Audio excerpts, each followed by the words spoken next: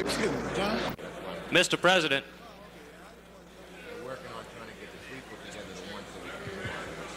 Mr. Chairman, Chair recognizes the delegate at microphone 1.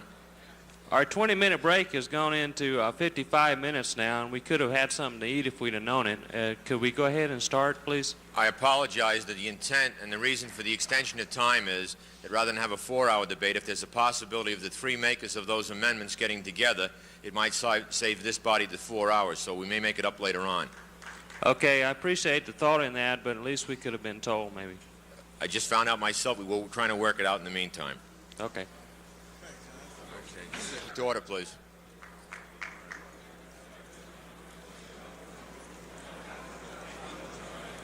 You got to stay for the other ones. No, but see, I can't take the chair because I can't speak from the chair on those resolutions. Then I'll turn the chair over to Dave and I'll go through. No? I don't think we should do it, John. I think we should stay here. And who let the rest of the board go? Let the rest of the board go. Who's going to speak, Jack? Cannon. Who's going to ask for the time? Jack. Chair recognizes the delegate at microphone 3. Jack. Chair recognizes the delegate at microphone 3. Some order in the room, please. I think now everybody's probably totally confused on what the hell's going on. I'd like to table it for now and try to get the parties together to see if they can absolve some of the language and possibly maybe we can come to some type of an agreement before we proceed. Otherwise, we may be here forever. If there's no objection from the body, we'll continue with the other business, and the makers of the 2 amendments to the Executive Board resolution will meet with the board to try to hope to resolve that and come up with one resolution to the floor, one amendment to the floor on the national banks. Will the members of the Executive Board, Mr. Cannon and Mr. Seddon, please meet, and we'll continue with the business. Chair recognizes the Executive Vice President.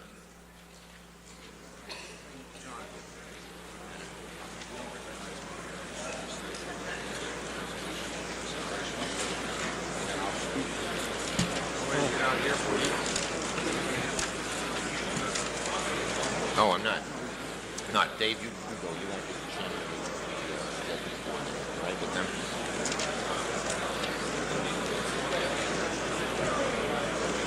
In the back of the room. Right? In the back. What's the next one? What's the date on it?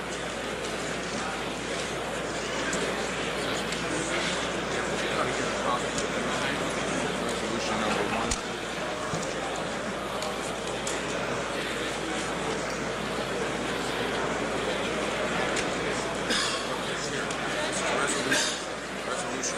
The next order of business before the convention, in the package that you have on the proposed resolutions for consideration at the 1978 convention, is the one that's headed Telegram 31078. That'd be resolution number 4. The one that starts off Telegram 31078, resolution for consideration, begins, whereas the main objectives of PATCO are to preserve and promote. If you go to that packet or that resolution in your package.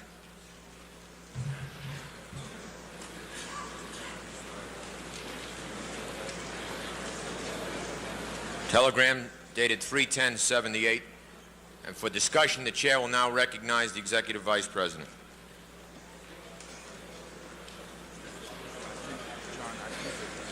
I think what you have to do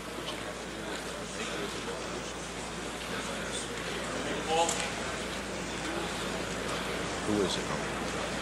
Mr. Smith. Is Dick Svint here from Stockton? Maker of the resolution, you wish to speak to the resolution before it's addressed by the Executive Vice President?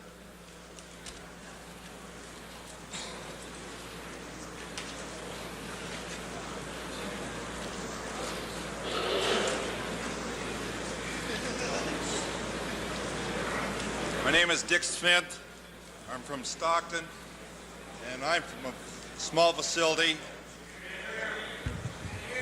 Recognize the delegate at microphone 1. My name is Dick Svint. I'm from Stockton, and I went to the rep school, found out how to spend money, how to use it, and be effective. I try to go to the seminars, come to the convention, and we got $48 left. And the thing is, we need more money. I cannot operate on approximately $30 per month or $15 a pay period, roughly a little less than between $360 and $400 a year. We need more money. If I have $720 a year approximately, I can attend all these functions and be more effective. And thank you.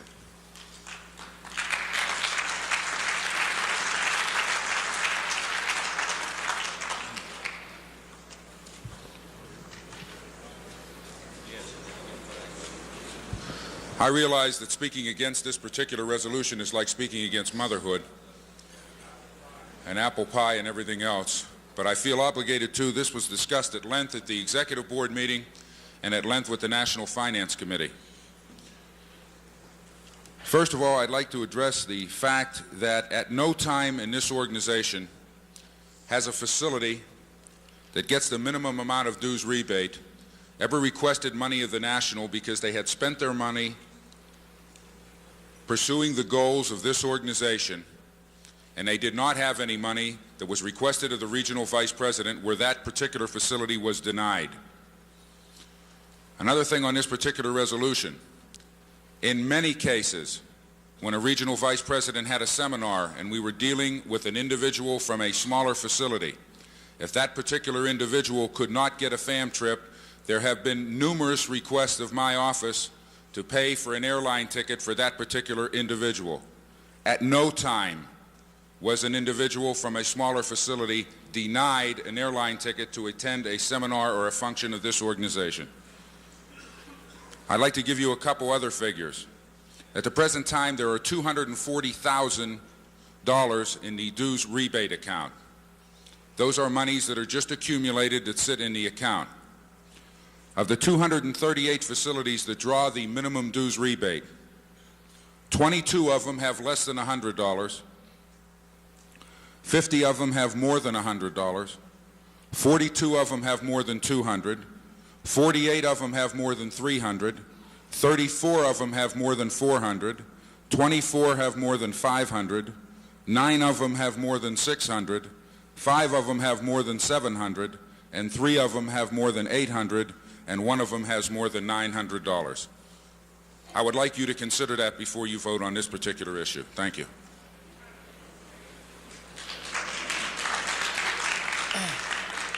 Discussion on the resolution.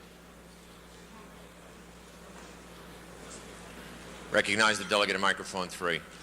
Mr. President, I'm Ray Crawford, Cleveland Terminals. I wish to offer the following amendment to the resolution. The amendment is in order to the resolution. By inserting the words at the end of the line beginning, "Be it further resolved that the national dues rebate to any local," then insert the words, "or each facility within a local shall be established at $30 per pay period," etc., and so forth. It's in there, isn't it?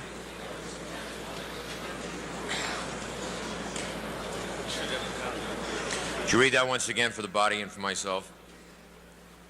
Okay, on the resolution where the line below the figures, "Be it further resolved that the minimum dues rebate to any local." At that point, insert the words, "or each facility within a local."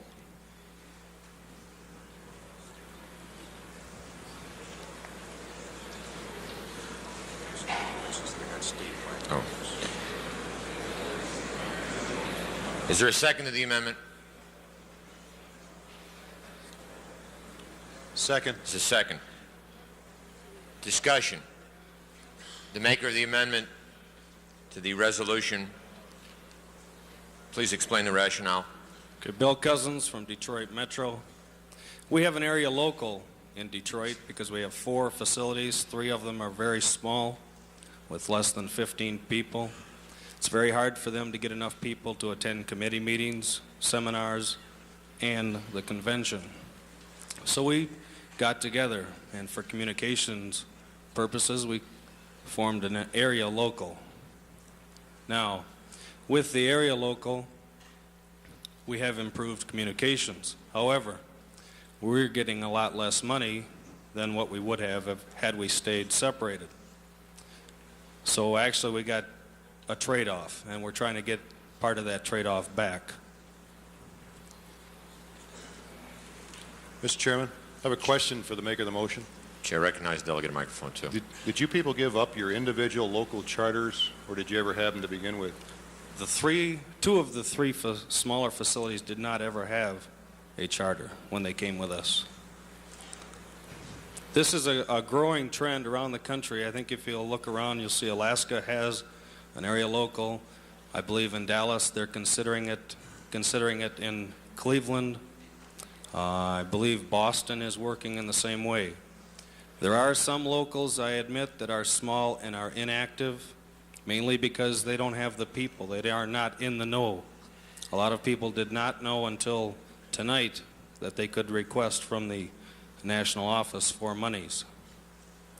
I feel if we are given the few extra dollars to run our local, we can stand on our own feet, and we won't have to bother the people in Washington for money time after time. Recognize the delegate at microphone 2.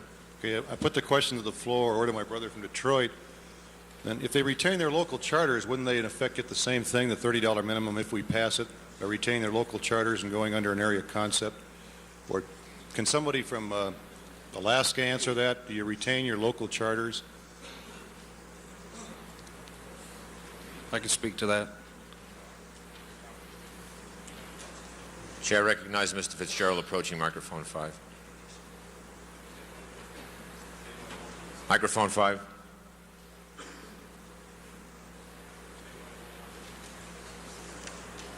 Try 6.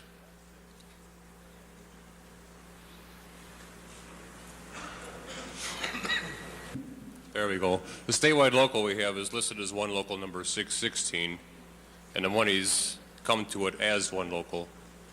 There are no minimums for the smaller facilities coming in at the present time. It's one charter.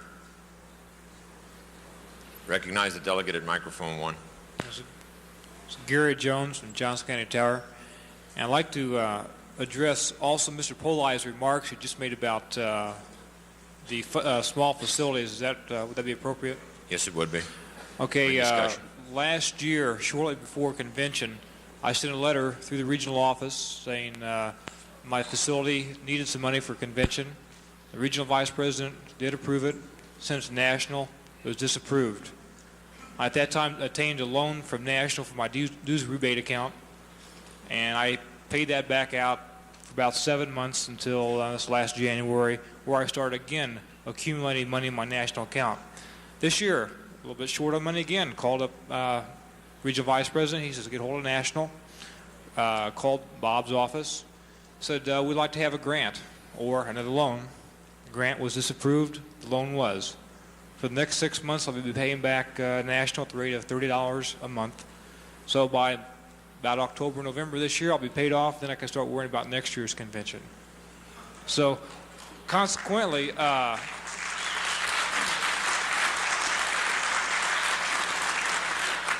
mean, I have no qualms about being in Hock to National. Their interest rates are very nominal. It's 0. But I think it's kind of asinine for an organization this size to make every small facility who needs the money.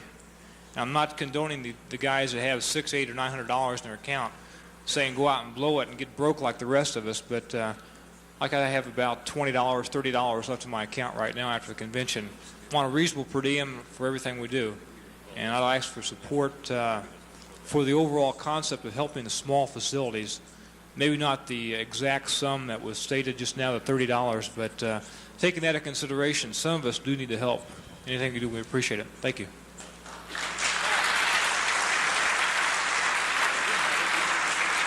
Recognize the delegate at microphone 2. Bill Taylor, Los Angeles Terminals.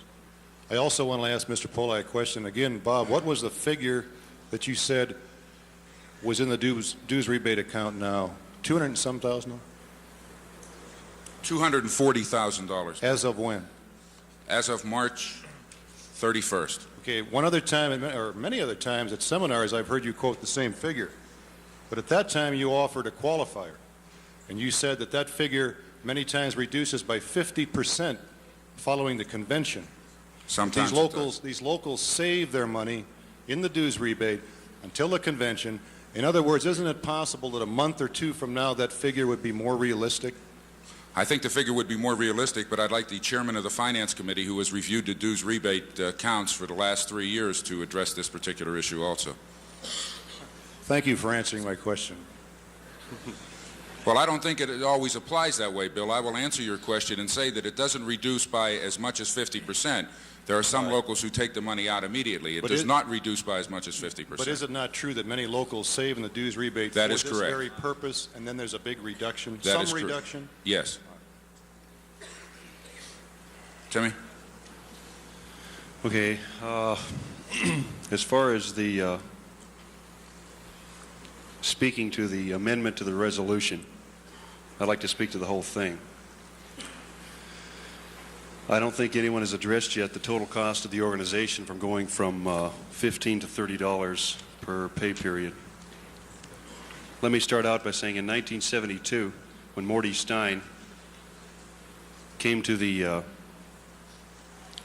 address the Finance Committee in Baltimore at the MEBA School, because we didn't have the money to really put us up in a hotel, and we were just kind of rocking along there for a while. He came, addressed the committee, and advised us that an organization that takes the positions that ours does with other organizations, SLAN, ATA, FAA, CSC, those positions could have a dilatory effect on our income, meaning dues.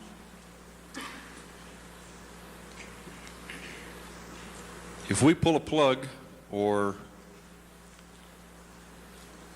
do something that is going to make the government take away our dues checkoff, we need a contingency fund to operate until such time as we can go to direct billing, get the money back in. The figure recommended in 1972 was $500,000. That came from the auditors, Buckbinder and Stein. Now, the total cost of the organization, I would just like to have you keep that in mind, because we can get our dues checkoff pulled at any time. They don't have to go through the legal process. They'll just do it, and then we'll have to fight to get it back. The minimum to go from $15 to $30 is $93,000 it could cost this organization. The maximum, well, it's between $93,000 and $95,000. Last year we voted on a dues increase to help our strike fund, help operate the national, and build a contingency fund to operate our organization in that event, meaning loss of dues checkoff. Last year we raised the minimum amount, the minimum dues rebate to the smaller facilities to $15. That was in October that it was effective. We've only been on that 7 months. The Finance Committee would like you to give due consideration to leaving it at $15 until such time as we can build our contingency fund, keep it going, and see if the $15 on a year basis won't help the smaller locals. I wish you would vote the whole resolution down. The committee discussed it at length. The committee stands against it. Thank you. Discussion. Recognize the delegate at microphone 3. Microphone 2. Is that me? Yes, Senator, it's you. Freddie Witt from Atlanta Center. I agree with the problems that our active, smaller locals have when it comes to money. However, there is other solutions to the problems other than this resolution. We tried one in the southern region this year. We asked our facilities to contribute money to help get our smaller, active locals out here. It ranged from $10 to $150. we gave 13 locals $113 apiece to come here as a region. It can be done other ways. Recognize Delegate Microphone 1. Paul Carruthers from Nashville Tower.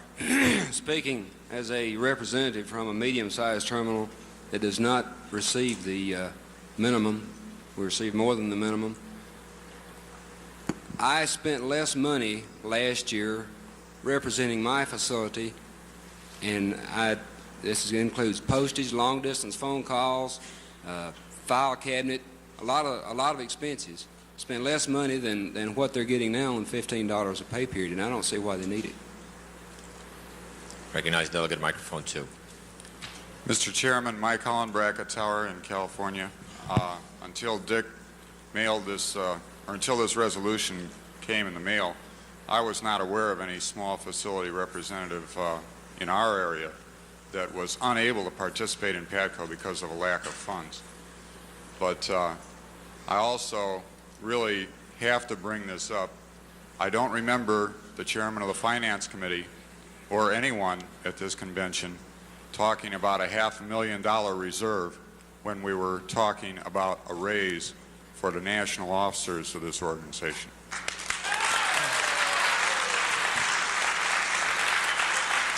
Chair recognizes Delegate at Microphone 5. Microphone 5. Charles McKee, Honolulu Center. And for the dues rebate accounts, people seem to be worried about the amounts after convention. Last year, 331.77. The dues rebate accounts were $174,638. 3 months later, it was $170,198. It only went down $4,000. And then in October, it was $191,334. So the money's not being spent. Delegate at Microphone 3. Pat Zimick, Minneapolis Center. I feel as Mike Holland does. We just voted a pay raise for our national officers for a job they're doing for PATCO, and I believe we owe the same to those members that want to be active in the small terminals, and I believe we should give them the money they need to do a job for PATCO. Thank you.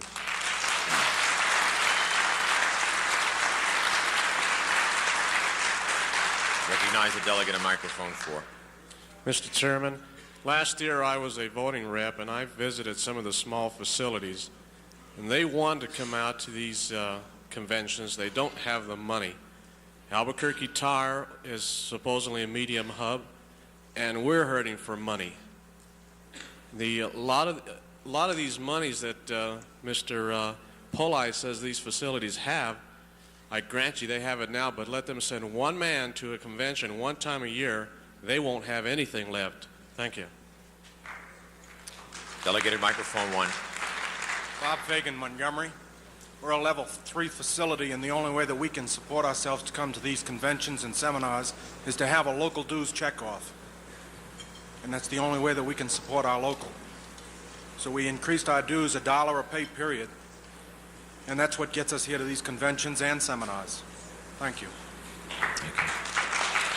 Delegate at Microphone 6. Mr. Chairman, in the Alaska State Local, besides just combining everything administratively and the monies, one of the reasons we're for communications within the terminals in the center area. It's been lacking a long time. Others are starting to do it now. It's about time. One of the reasons I think the balances you mentioned, ours is probably one of the higher ones, because we have been saving the money to get more people at this convention. We haven't been able to do it in the past. We can do it this time. On top of that, we do have a state local dues of $1 per pay period, which we would like to eliminate. We could do it this way. When we have a local meeting in Alaska, we can't drive to it. Everybody has to fly. 4 meetings per year. If everybody comes, it's about $1,000 each.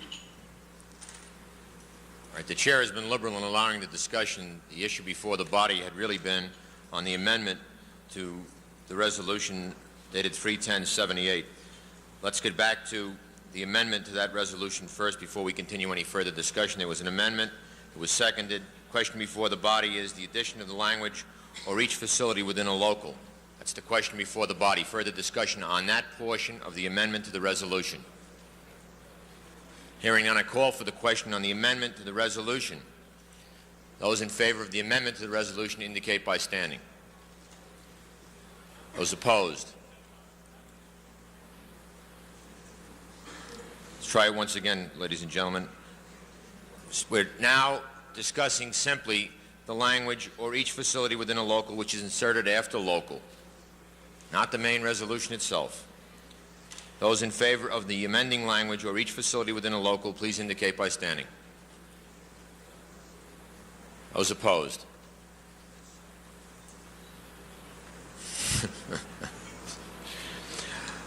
Chair is in doubt again. I'll call for a division.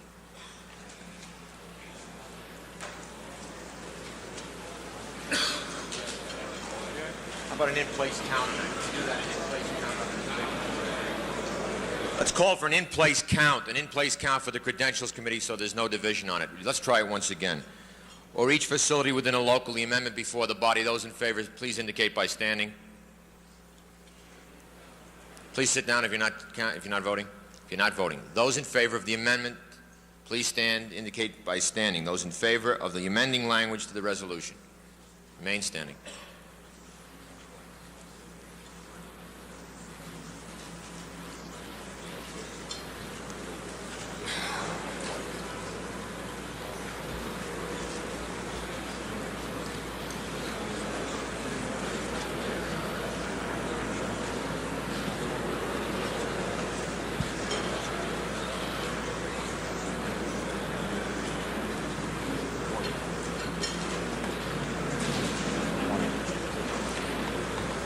All right, now those opposed to the amending language, please indicate by standing.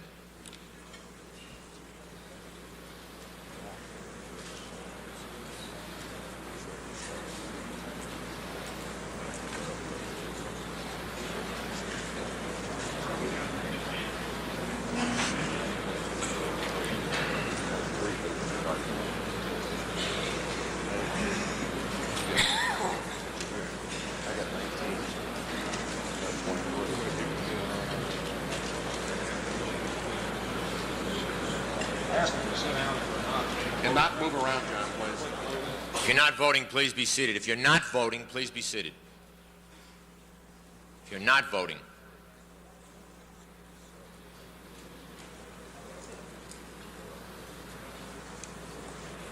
You have 10 extra votes. People are standing. Still no majority.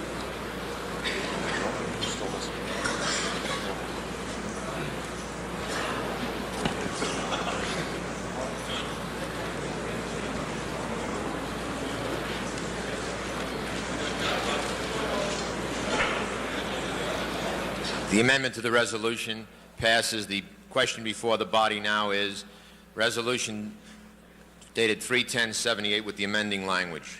Discussion on that issue, further discussion, and let's limit debate on that issue. I think we've had sufficient debate on the other issue that flowed into this one. Recognize the delegate at microphone 2. Larry Bennett, Meth Center, Mr. Chairman. I'd like clarification. Was that or and? I've copied down to any local or each facility within a local. Is that correct on the amending language? Or each facility within a local. That's the question before the body now. Any further discussion? Call for the question. Recognize the delegate approaching microphone 1. My apologies, Gary. Thank you, John. The one at Gary Eads, Kansas City Center, I think the one aspect that hasn't been touched on here, these small facilities are the recruiting grounds for the terminals. They're signing up a lot of members. I think the people in these facilities ought to be educated to the maximum. It's a good investment. You're going to make money in the long run. Thank you. Further discussion. Recognize the delegate at microphone 6. Clarification on the and/or. I'm John Howe, treasurer of the Anchorage Terminal Facilities. Is that give the option to them? Would it be 15% for each facility, or is that the and/or? I don't understand that. I did not make the amending language. If the gentleman that offered it would explain, please. I'd clarify it for everybody. It said local or facilities. To any local or each facility within a local was the language that we copied here. Okay, we're one local with 9 facilities, so how do we stand? Recognize the delegate at microphone 3. Bill Cousins, Detroit Metro. You can use and or, whatever you like. I'm saying if you have more than one facility within your area local and one of them would be normally getting the minimum amount of money, that they would get the minimum plus the 10% for the larger facility in the local.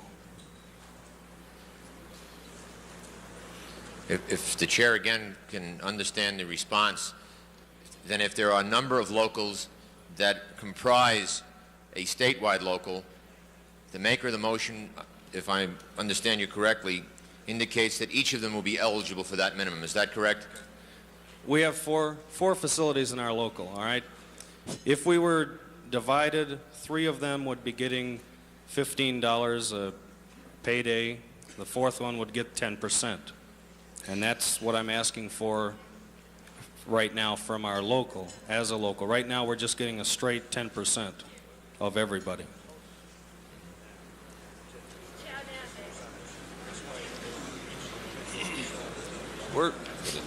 We're losing about $30 a month right now.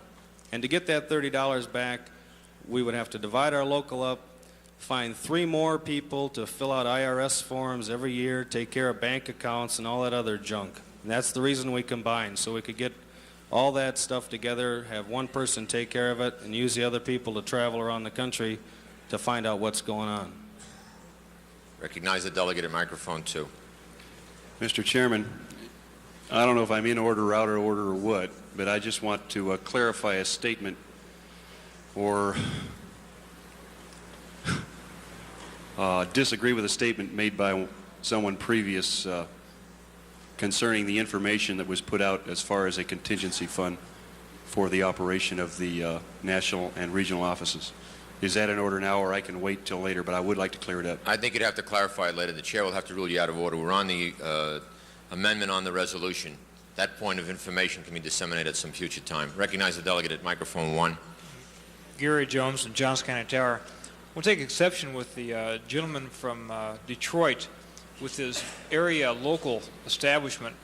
As the Constitution now stands, a local or any facility with 3 members is qualified to become a local after submitting the proper paperwork. Okay, if we have a facility with 2 members and they're in a local area where they have, like, say, 5 or 6 facilities in one local, if this resolution passes the way I understand it, that facility with the 2 members would then get a check every month from National. Okay, there are no safeguards. There would be nobody in that facility to take care of the IRS forms, the Department of Labor forms, which is kind of a pain in the ass for us, but we still have to do them. So consequently, what we're speaking of, we're going to just turn over a check to 2 guys in a facility with no checks and balance about where that money goes to and no accountability to it. And I think that could be abused at some time.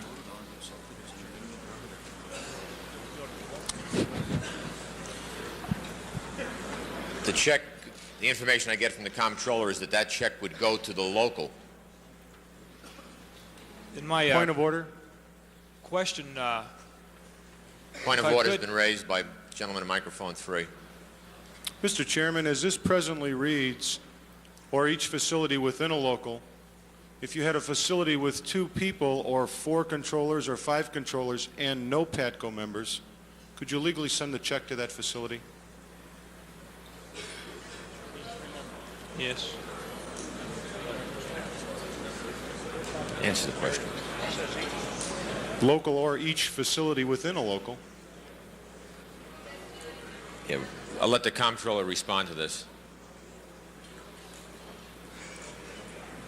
With regards to the people that are involved in the area-wide locals, they have X number of facilities that comprise that one local labor union.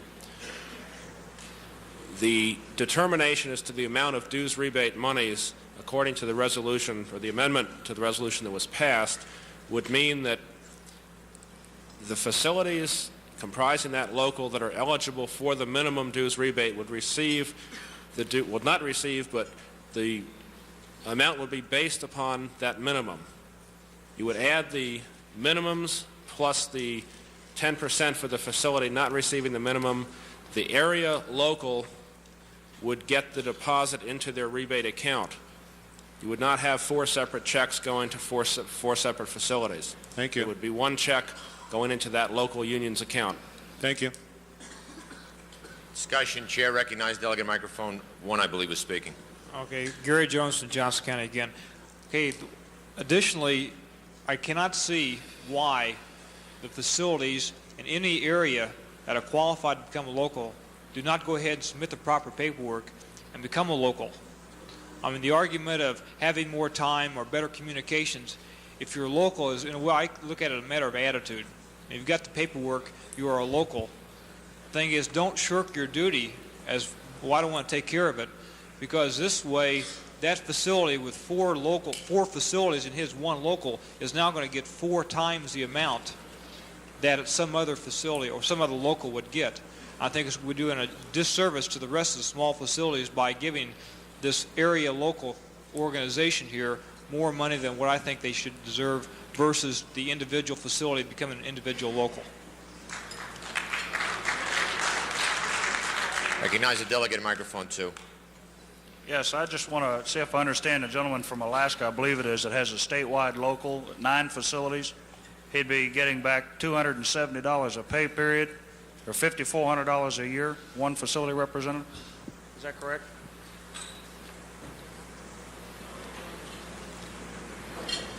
I think the point I'm trying to make is that there's only one facility representative representing these people. Is that not correct? Everyone else, there are no other facility reps in the state of Alaska. They have one local facility representative. Recognize the delegate at microphone 6 for response. John Howe, Treasurer of the Alaska State Terminals. We've got bylaws and we've got a board of directors. The FAC reps from the 9 facilities are on the board. They control the money. And the president, treasurer, vice president are part of the board also. Did that answer your question? No, I have an executive board and all these other committees and all that stuff too. I still only have one facility representative. We have 9 facility representatives. In addition to it, we have a president, vice president, treasurer, and secretary, which all comprise the executive board. But one local. One local, 9 facility representatives, yes. Recognize the delegate at microphone 3. John Arokas from the New York Center. Just a point of clarification, if you would. According to this resolution, the existing local now, which encompasses 5 or 10 facilities, gets 10% of the dues rebate.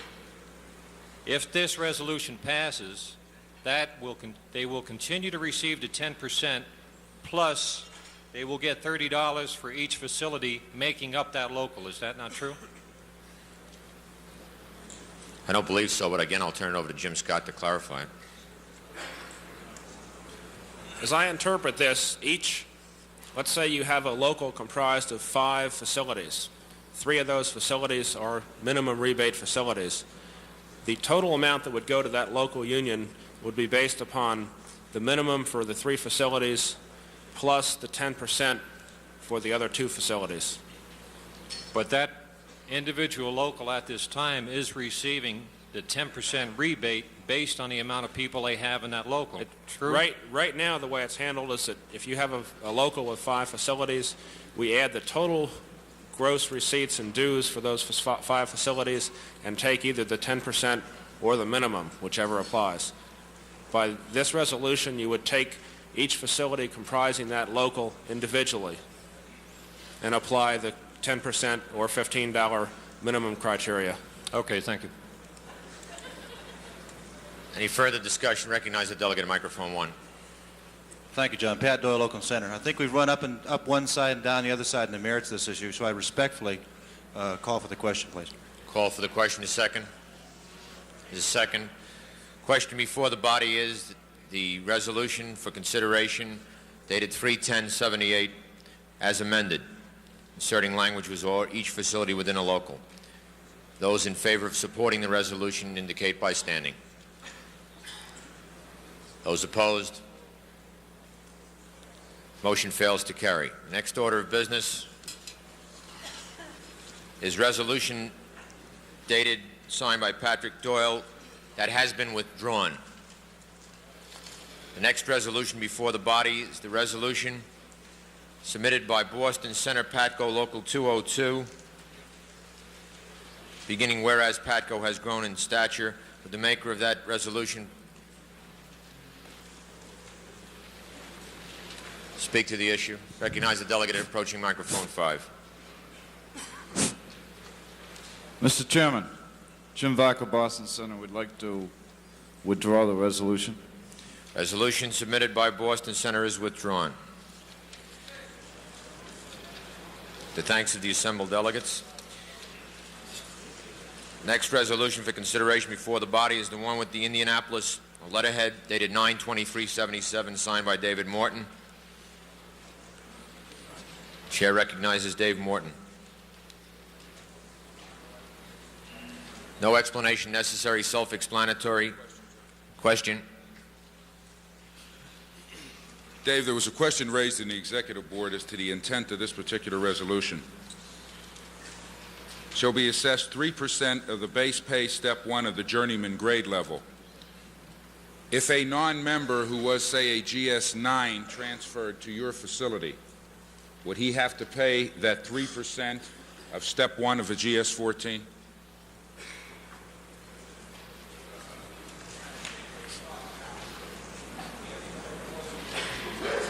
Yeah, he is a non-member of PATCO, but he's a GS-9, and he transfers to your facility. Would he have to pay?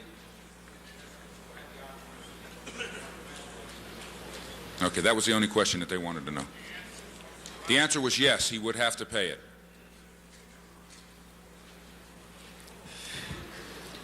Discussion. Recognize the delegate at microphone 2, Chairman of the Finance Committee. Tim Bennicosa, Finance Committee. Finance Committee stands against the resolution. It's not realistic. They're not going to pay it. If you want to do it locally, fine. Other facilities have done that in the past, and I guess it's working for them, although I don't know of many of them that have got people to pay $922.50. Recognize the delegate at microphone 2. Respectfully, I think our Finance Committee does a very good job, but I'm not sure that he's any authority on whether or not scabs will pay this rate or not.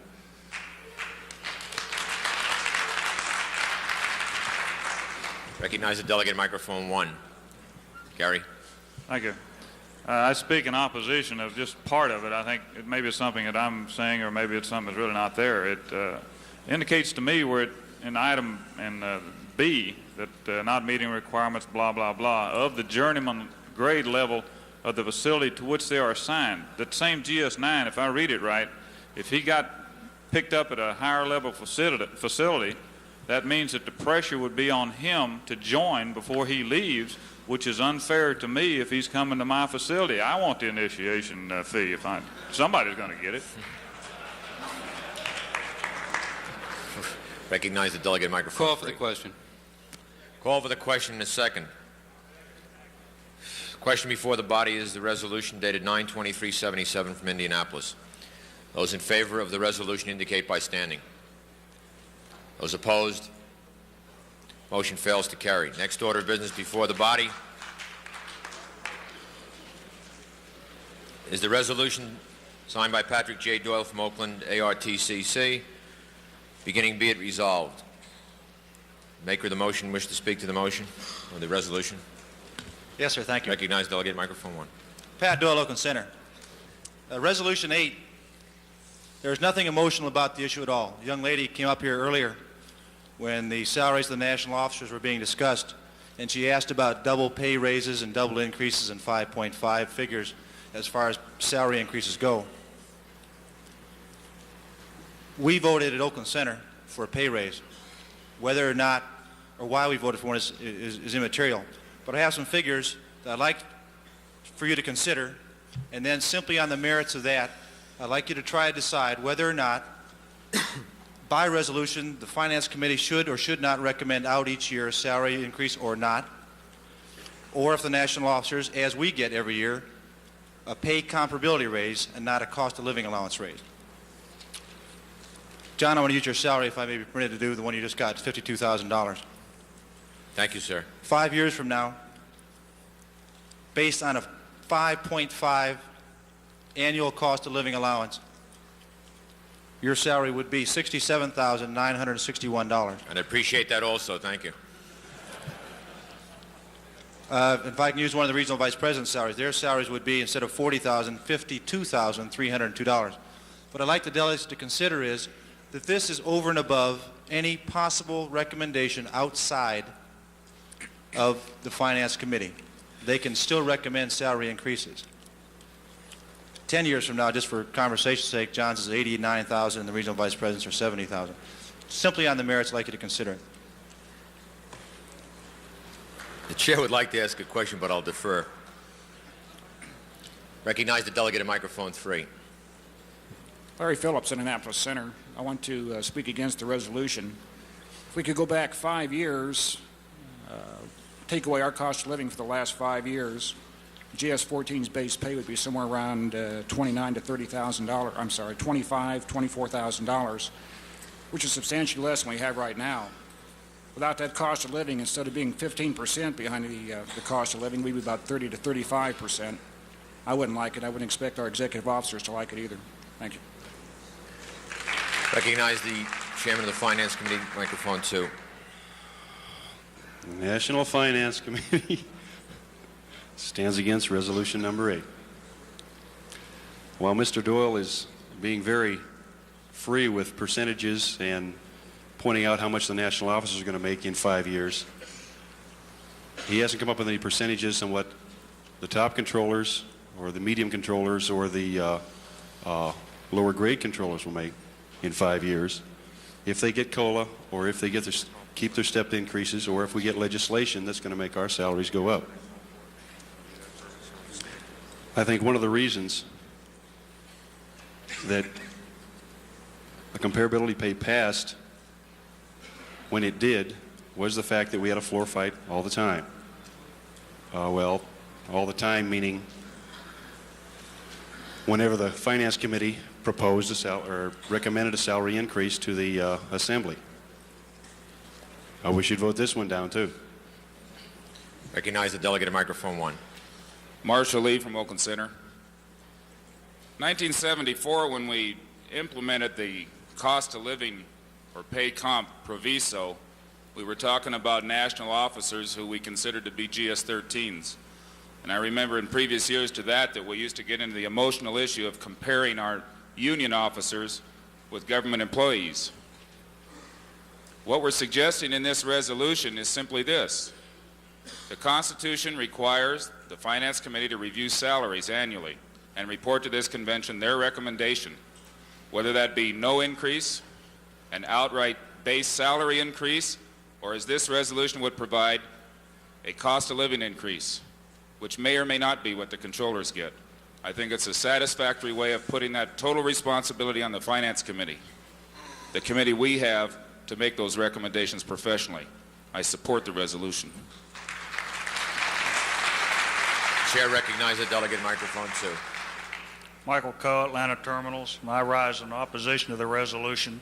During the reclassification, had the agency offered us a 1 grade up, but we're going to cut out all your cost of living increases, I think that would have pretty well turned it around. Now we're asking our officers to do the same thing. It's ridiculous. Recognize the delegate at microphone 3. This resolution happens to be something very close to me because it was my resolution which was originally passed going back after many years of fighting for it.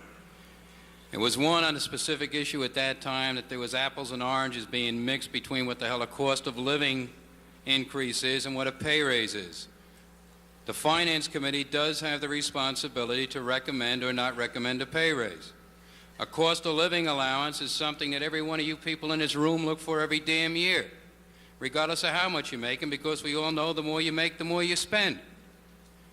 Also, everybody in this room does get either every year, every 2 years, or every 3 years another raise and a step increase, and very many of you may be running around looking for equality.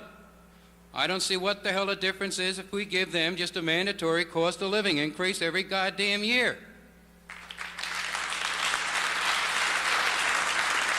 recognize the delegate at microphone 1. I also speak in opposition of the motion. Originally, years ago, I think Jack may be throwing that at me. I was against the COLA also at the time I was on the Finance Committee. But I think, in all due fairness, that the Finance Committee does now take into consideration the cost of living allowance as it is being applied. And I would like to think that the Executive Board also takes into consideration the 5.5 minimum that we're supposed to get this year, and would like to elevate that a little bit, and they'd be more damn interested if it was going to put more money in their pocket. Thank you. Mr. Chairman, I call for the question. The call for the question with a second. Point of order, Mr. Chairman. Point of order. I'd like to speak last on the issue, if I may. Without objection from the Assembly. Thank you. For my esteemed brother Tim, since 1975, I did do some studies. The pay raises that we've had for GS-12 and GS-13, I didn't go below GS-12.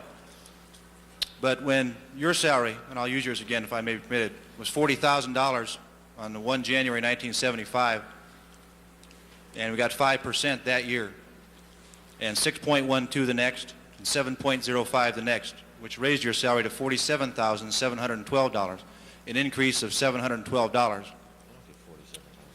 A GS-12 in January 1st, 1975 made $18,463. With the same pay comparability increases, a GS-12 salary went up $3,420. I tried to stay away from the emotional issue here. This is not a raise. It is a pay comparability increase. And I tried to say that I have no objection to national officers deserving and getting pay raises. I fully support them. I'm simply saying that if we allow pay comparability raises and salary increases, PATCO's third decade is going to start with PATCO's national officers making $90,000 plus expenses. I respectfully call for the question. It's been called for, sir, and seconded. Question before the body is the resolution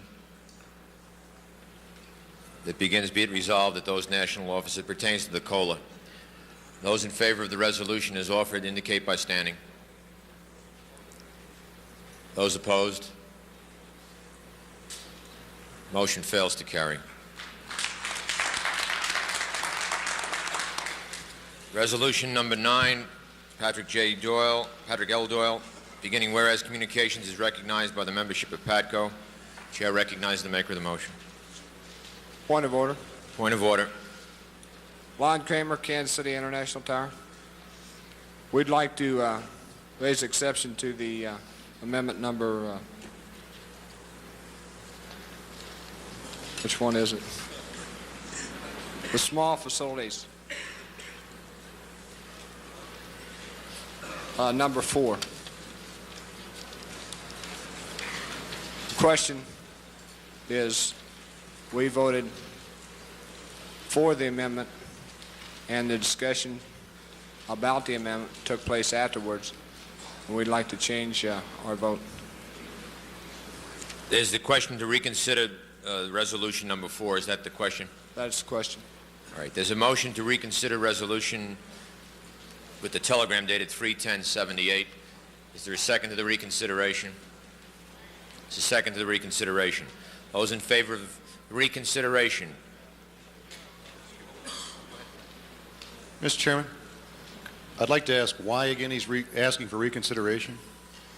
We feel that we did not have the full information on the amendment prior to the vote being taken, and we made an incorrect vote. We feel that the amendment was failed, or the resolution failed, because of the attached amendment. We would like to amend the... Excuse me for a second. The chair has a question, just a technical question on the reconsideration motion, which was seconded. Did you vote for the winning side or the losing side on that? For the amendment? Yes. Or for the resolution? Well, we considered the amendment that was passed. That's not germane any longer. We're now talking about the resolution as modified or as amended. And that would be in order to ask for reconsideration of that. We voted opposed to the resolution. And you lost? Was he with the win? You voted against the resolution? Yes. Then he's on the losing side. He voted against the resolution, he's on the winning side. He can ask for reconsideration. Yes, he can. Yeah. That's in order then, yes. You voted against. You voted against the resolution adoption, and it was not adopted. You are in order then for reconsideration with the second. Yes. Thank you. Discussion. The reason that we were opposed, we felt the... Let's have some order in the room, please. The reason that we voted the way we did, we felt the resolution failed. We felt in the facility, or in the PATCO, that there is support for the small facilities, and we'd like to see the resolution brought before the floor and amended to the original content, with the exception of the dollar amount to $25 per pay period. All right, the issue before the body now that has been seconded. Point of inquiry. Yes. Not to embarrass anybody or something like that. Would the individuals, when they do rise, please state their name and whether they are the voting rep or the alternate, because there seems to be some question down there on whether he is the voting rep or the alternate. I'm sorry, I don't mean to embarrass anybody. I am the voting rep. Thank you, sir. All right, the issue before the body is the reconsideration, just the right to reconsider by the body on the resolution, which was prefaced by the telegram and then 31078. Any discussion on that? Simply voting on the right to reconsider. Those in favor of reconsideration of that resolution dated 31078, please indicate by standing. Those opposed?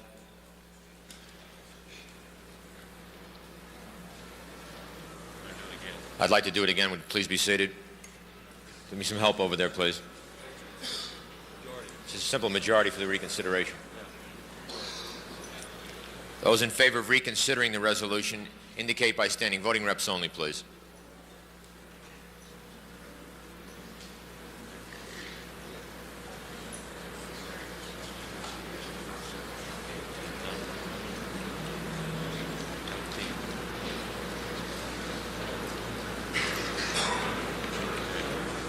Thank you, gentlemen. Those opposed?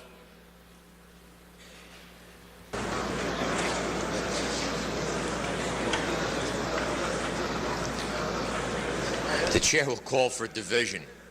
The vote is either 23-22 or 24-23 because there are people standing in the back. The chair will call for division on this question, on the reconsideration. Recognize the delegate microphone 5. Bill Kawahilo, Honolulu Center. How about having a sergeant at arms keep the people from moving around while we're having the vote? This is what's confusing. Bill, I think that's in order. I think that's proper. There are people walking through the room. There are people standing in the back. When we're taking account, I'd appreciate if you'd sit down if you're not a voting rep and involved in the issue. It makes it difficult for the Credentials Committee. That's why there's a variance in the vote. Thank you, Bill. There were 3 different counts up here in this last one. The Credentials Committee, please call the roll.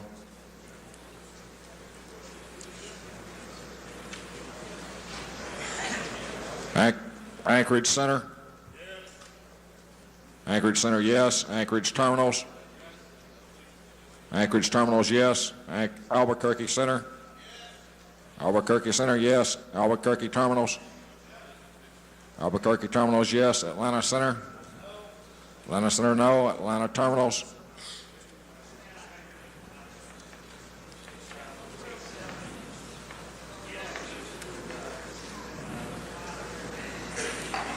Okay.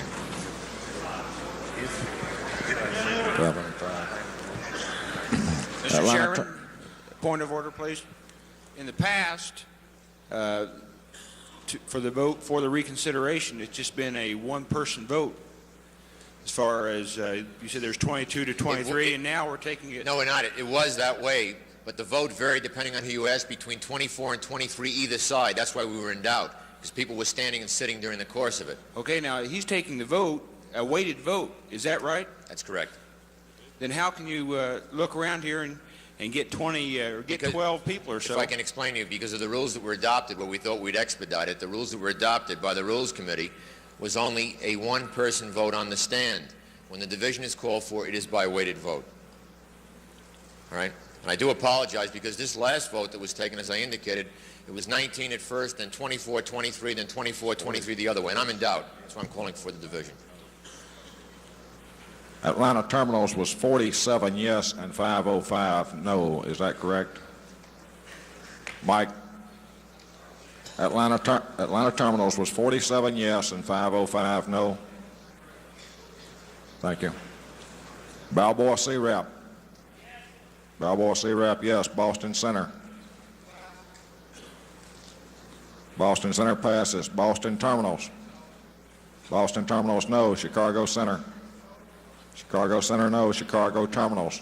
No. Chicago Terminals, no. Cleveland Center. Cleveland Center was no.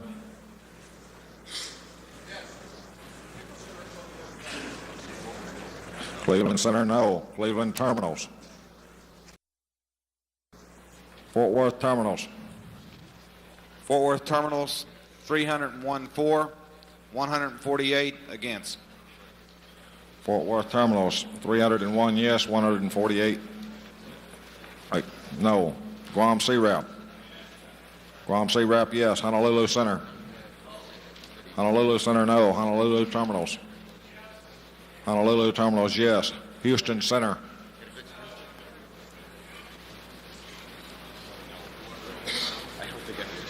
Houston Center, no. Houston Terminals.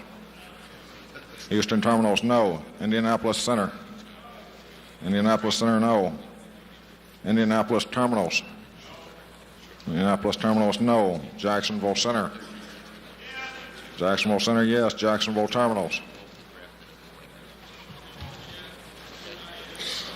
Ray, would you go to the microphone? I can't hear you.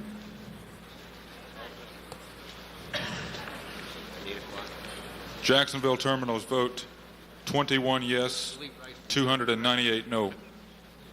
Jacksonville Terminals, 21 yes, 298 no's. Kansas City Center.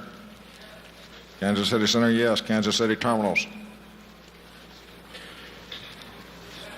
Kansas City Terminals, yes. Los Angeles Center. Los Angeles Center, yes. Los Angeles Terminals. 708 yes, 10 or 10 no. Los Angeles Terminals, 708 yes, 10 no. Memphis Center. Memphis Center, no. Memphis Terminals. Memphis Terminals, no. Miami Center. 303 yes, 1 no.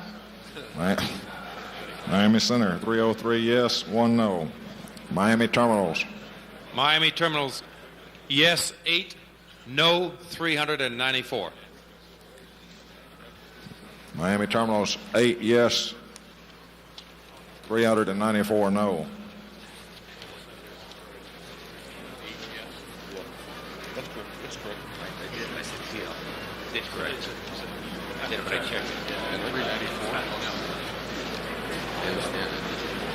That's correct. Minneapolis Center. Minneapolis Center, yes. Minneapolis Terminals. Minneapolis Terminals, yes. New York Center. New York Center, no. New York Terminals. New York Terminals, yes. Oakland Center. New York, Oakland Center, yes. Oakland Terminals. Oakland Terminals, yes. Salt Lake City Center. Salt Lake City Center, yes. Salt Lake City Terminals. Salt Lake City Terminals, yes. San Juan Center. San Juan Center, no. San Juan Terminals. San Juan Terminals, yes. Seattle Center. Seattle Center, no. Seattle Terminals.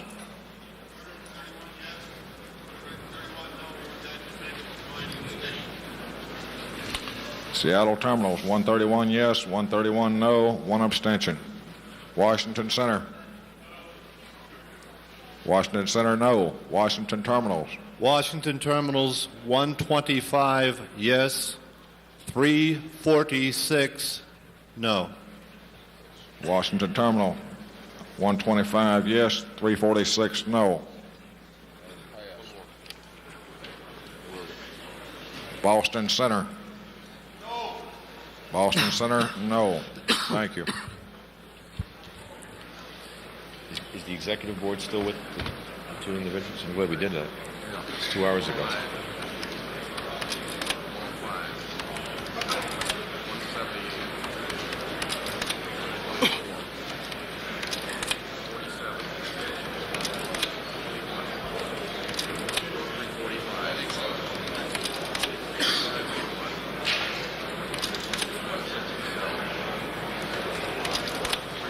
Send your hero away?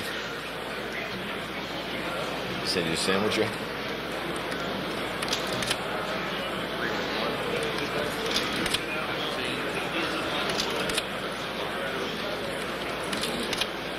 Can we get some coffee in here? Bob? Can we get some coffee in here? Can we get some sent in? Where's Mike at?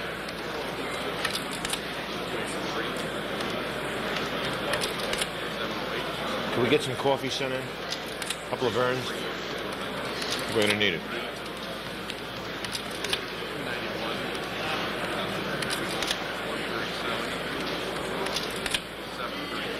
You can pay for it with your pay raise.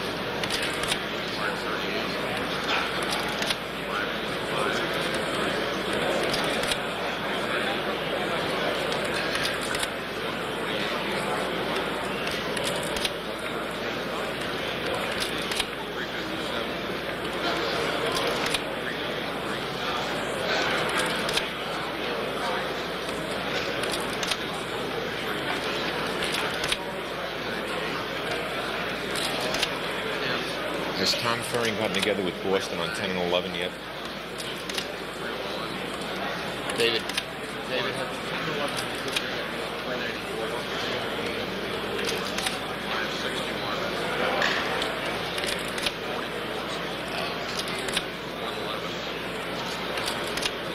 What did we do?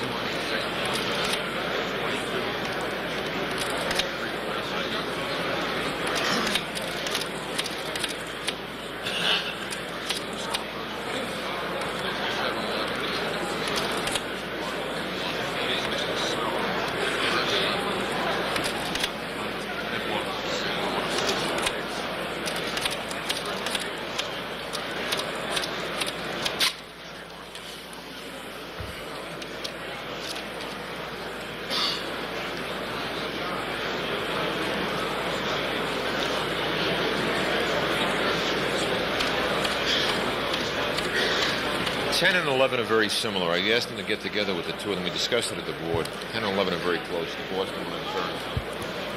What was that? 10 and 11. Recognize Have order in the room, please. 6,711 yes, 7,732 no, one abstention. Motion to reconsider fails. The order of business before the body is the resolution submitted by Patrick L. Doyle.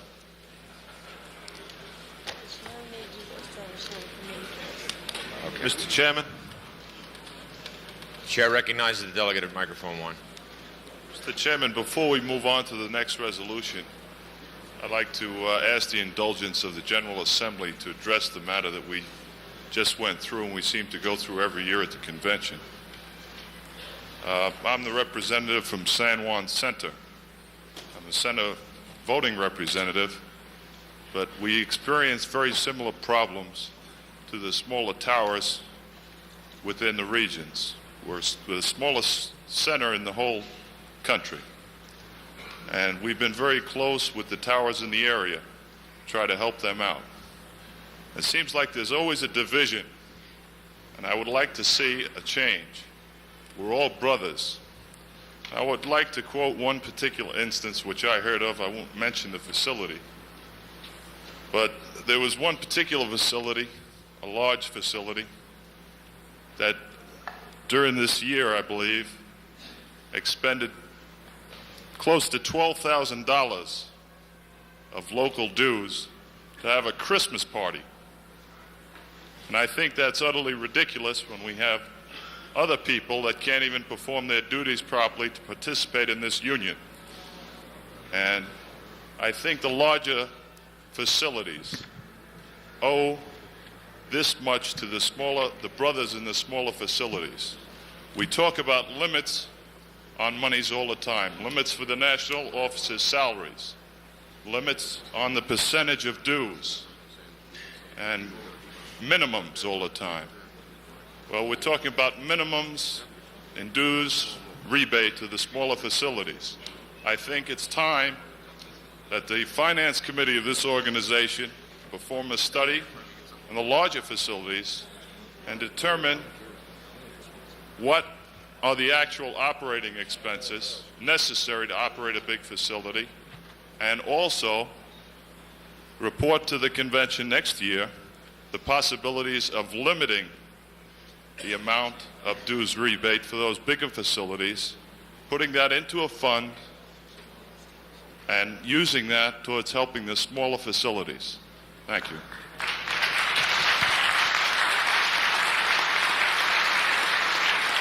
Thank you.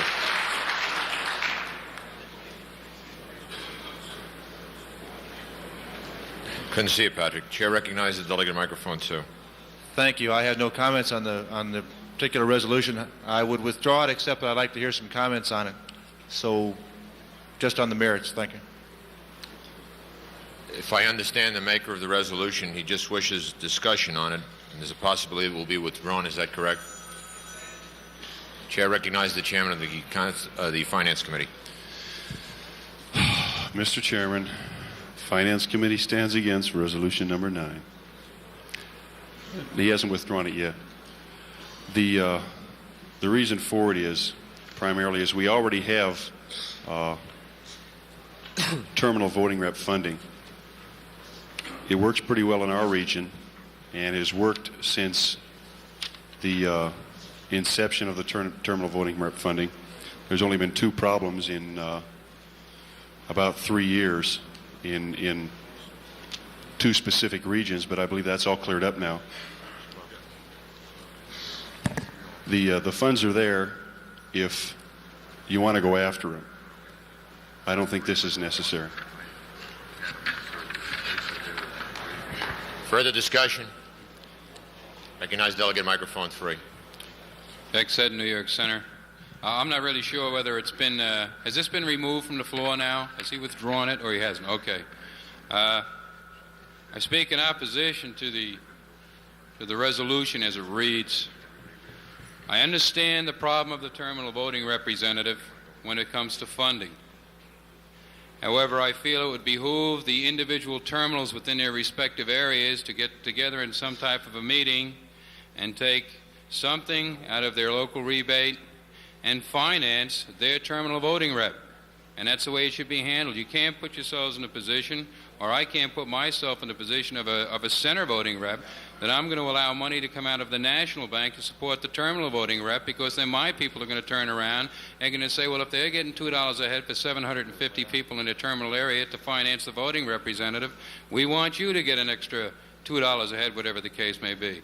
I think it's a terminal problem. I think it should be settled within the terminal areas, wherever they have the problem, and that they should support their terminal voting representative, and that's the way it should be handled. Let it go then. Recognize the delegate at microphone 2. Dennis Battle, Boston Terminal Voting Rep. I agree with everything Jack has to say.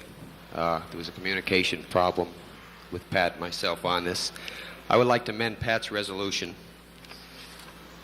Paragraph 3, be resolved that each terminal voting rep be allotted 15% of each terminal's dues rebate within that respective terminal area. Recognize the delegate at microphone 5. Discussion only. No second. I stand in objection to the resolution. Point of order. Point of order. Was there a second to that amendment? Was that in the form of an amendment? I did not hear it proposed as an amendment. We're in discussion. Yeah, John, I did say I have an amendment to Patty's I resolution. did not hear that. I'm sorry. Okay. Would you please state for my benefit and for some of the others then the amendment to resolution dated, no date on it, Patrick L. Doyle, whereas communications. Okay, it would read, be it resolved that each terminal voting representative be allotted a sum of 15% of that terminal dues rebate.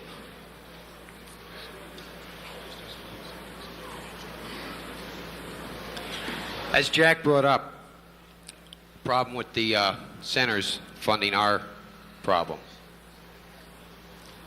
We can understand that, and we would like to use just the terminal money, contrary to what Patty said. Is there a second to that amendment? There's a second. My understanding then, Dennis, is that you would delete the third paragraph of Mr. Doyle's resolution and you would insert 15% of the terminal dues rebate when they talk about the dollar figures in there? Correct. Is that correct? Yes. Discussion. Recognize the Executive Vice President. This one will be easy. First of all, I think that there's a lot of people in this room. There are some terminal voting reps that don't really get the picture, and I don't know really why, because it's been announced at every seminar, and there's a lot of terminal voting reps in this particular room who've taken advantage of the situation. There presently is in existence a resolution passed at a previous convention, discussed with the Finance Committee. The regional vice presidents were instructed to inform all of the voting reps in their particular area. It was announced at seminars that there are monies available for terminal voting reps in communicating with the terminals in their specific area that they represent. Now, all you have to do is present the bills and the receipts to the regional vice president, and he has the authority to grant monies to the terminal voting reps for their duties and their jobs in communicating with the towers that they represent. Discussion. Recognize the delegate at microphone 2. Point of privilege. I was the original idea, or my idea was the original one behind what Pat put in. We talked about this over the months. Dennis and Pat and I talked about it last night. In the interest of saving time, we wanted to hear exactly what Bob said. That was the reason we put it on the floor. Jack is right. The terminals should support themselves if they want money. We know the 15% rebate is not going to float because they haven't got that right now. What we want to make clear to the Assembly is that the same funding that's available for LA terminal reps available to every rep that wants it. And it's there, and we think it's there in a good way right now. Eventually, we're going to have to deal with terminals paying their own way, whether it's area concept or whatever. But I would like to ask Pat if he would consider, or Dennis, even withdrawing it now and moving on it. I think we got out of it what we wanted. Dennis, do you wish to withdraw? I'll withdraw the amendment. And the second for that amendment withdrawn. And then we're back now to the amendment submitted by Patrick L. Doyle. Is that now withdrawn in the second for it? And the second to it? All right. Next business before the body is resolution dated February 26th, submitted by the New York Center. Proposed resolution concerning the realignment of regions.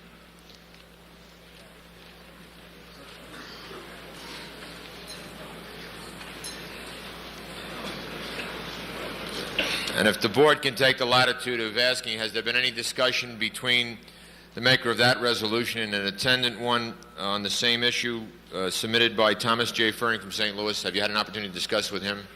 Is Tom here? I had understood that Tom was going to withdraw his, but... Without objection, if I could take out of order while you two gentlemen get together and proceed to the one after that and come back then to 10 and 11. No, I'll just go ahead and withdraw mine, John. All right. Understand now the resolution submitted by Thomas J. Furring by telegram has been withdrawn. The issue before the body now is the resolution submitted by the New York Center dated February 26, 1978. The chair recognized delegate at microphone 3.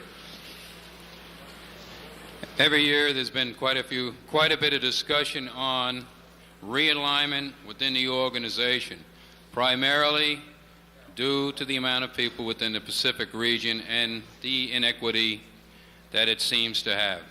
However, it's been discussed, it's been massaged, there's been promise of committees to do things, or it's been gone to the Constitution Committee and nothing's been reported out. It is a timely job because you're not talking realignment just because of the Pacific region. You're trying to align yourselves where problems exist throughout the entire country and yet have, unfortunately, politics and equitable distribution of people.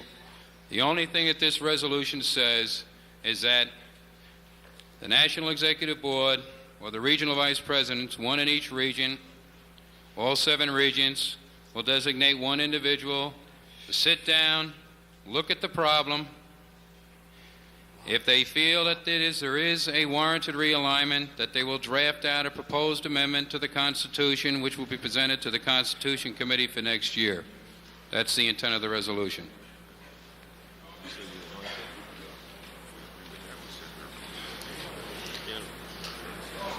The second to the resolution.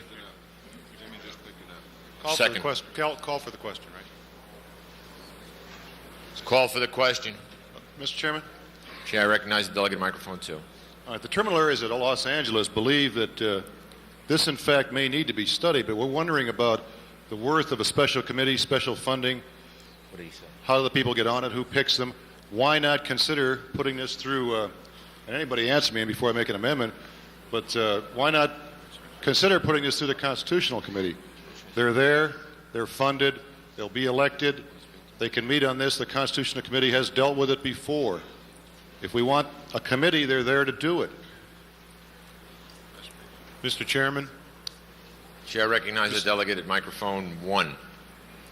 Tom Faring, member, this year's chairman of the Constitution Committee. Having served with Jack on last year's committee and once again this year, and you're correct in what you're saying. The committee has looked at a regional alignment package last year that was submitted by Oakland. However, with all the other amendments to the National Constitution that came in at the same time, over a period of 2 days, it was illogical for the committee to be able to sit down, to be able to, look at all the ramifications, to actually even know what the ramifications were. We felt at that particular time for the last 2 years that it's impossible for this particular committee to be able to sit down, look at the different packages, the different aspects, the political aspects, the whole bit. We feel that it can be better, well, I should say the organization can be better served by an other committee, if you want to call it that, a realignment committee.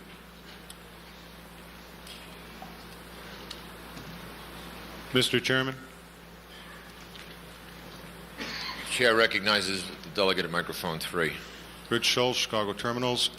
I would just like to ask the fellow delegates here, let's not make a mountain out of a molehill.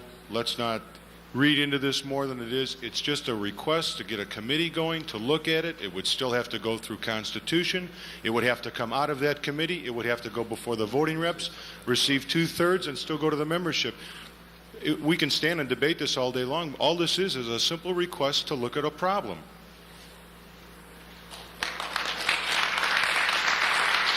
There's been a call for the question, but in the interest of being liberal, we'll recognize the delegate at microphone 2. And I'll try to be short and liberal.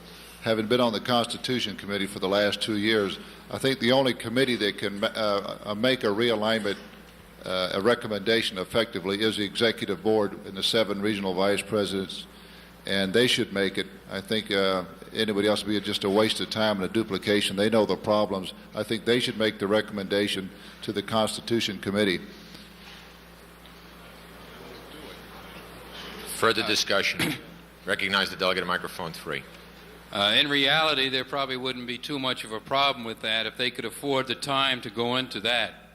I think that their duties are much more important, and I don't think they really have the available time. It's going to require a lot of research.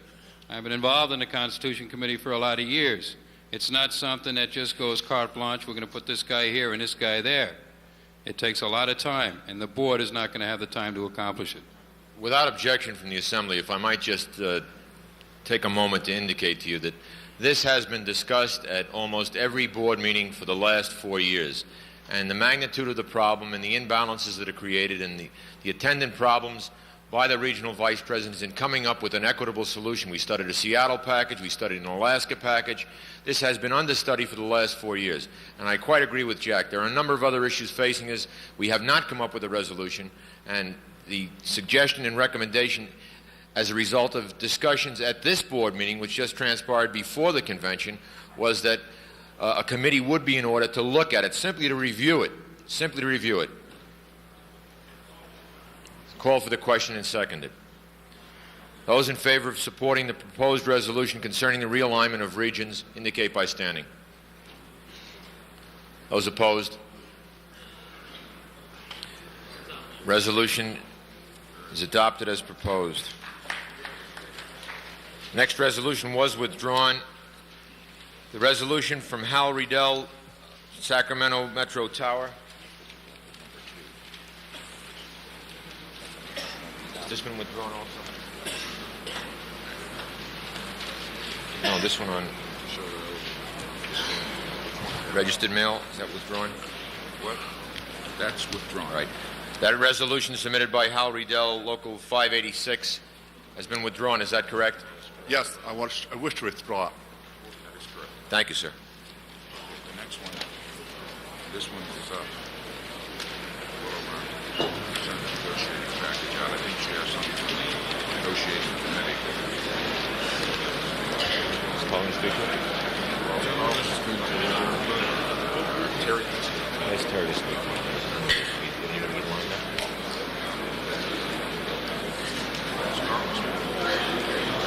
Yes.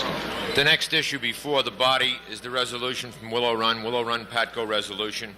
Mr. Chairman, point of order. Could you explain why, briefly, why I withdrew that? Excuse me, sir? Could you explain briefly why I withdrew my resolution? I think you explained it to the Executive Vice President. I'm not in a position to explain it. Thank you, sir. Because it was discussed at the Executive Board, Hal, and a decision was made by the members of the Executive Board that they would be compliance with your particular resolution. It was part of the Executive Board minutes. That is the reason that this gentleman withdrew the resolution. Thank you.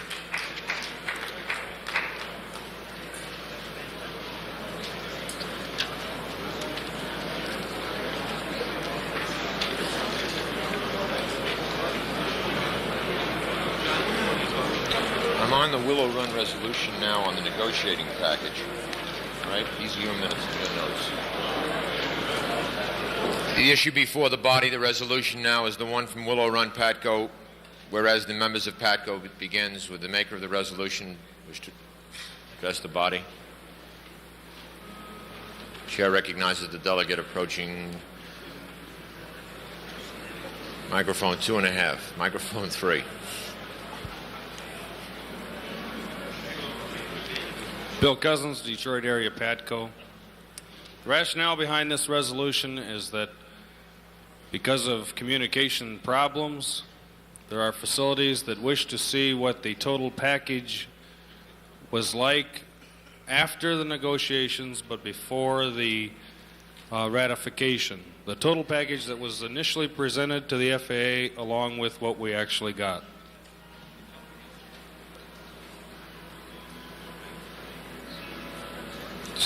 Discussion? Mr. Recognize Chairman, the delegate at microphone 2. Mike Payne, Santa Monica Tower, and last year's contract negotiating committee.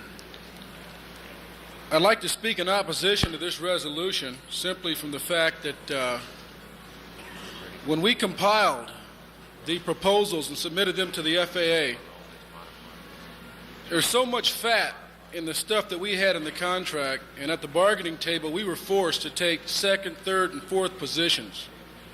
And if you take the initial package and circulate it throughout the bargaining unit, throughout the membership, the stuff that's in that initial package, the average everyday member thinks that we already have that already. And it diminishes our bargaining power a great deal.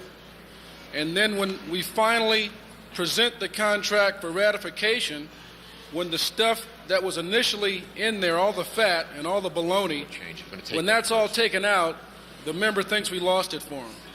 and it's for those reasons that I speak against this resolution. Discussion. Recognize the delegate at microphone 5. Who's next, John? Microphone 5. All right. Paul Cannon, Boston Center. I rise in opposition to the proposal. The biggest fear in this is that if this proposal goes through, you're going to see a terrible watering down on initial proposals. The guys that are on the negotiating team are not going to want to put in something in there that they're going to have to explain why they didn't have put through. Thank you. Further discussion. Recognize the gentleman, microphone 1. Ted Valoria from San Jose Tower. I speak in favor of the resolution only because if you have 14,000 controllers around the United States arguing or griping about what we don't have and what we might be able to get at each facility, you have the pressure on the FAA. You don't have to pull a whatever you want to call it, how we had all these representatives go back to Washington for a 3-day vacation, as we did last December.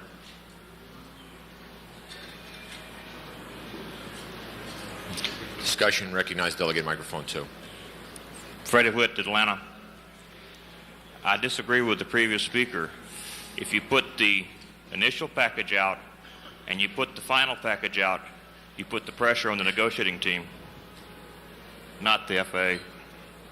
Recognize the delegate at microphone 1. Tom Fearing, St. Louis Tower. St. Louis still doesn't have a ping pong table, and I call for the question.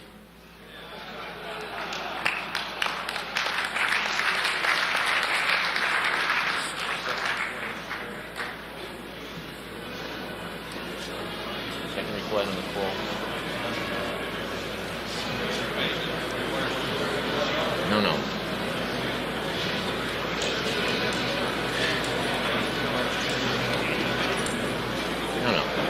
No. It's been a call for the question. There's been a second to the call for the question. Second. Question before the body is Willow Run PATCO resolution, beginning whereas the members of PATCO. Those in favor of the resolution indicate by standing. Those opposed. Resolution fails to carry. The next resolution before Mr. the Chairman, body. call a brief 5-minute recess. Go to the head. I think a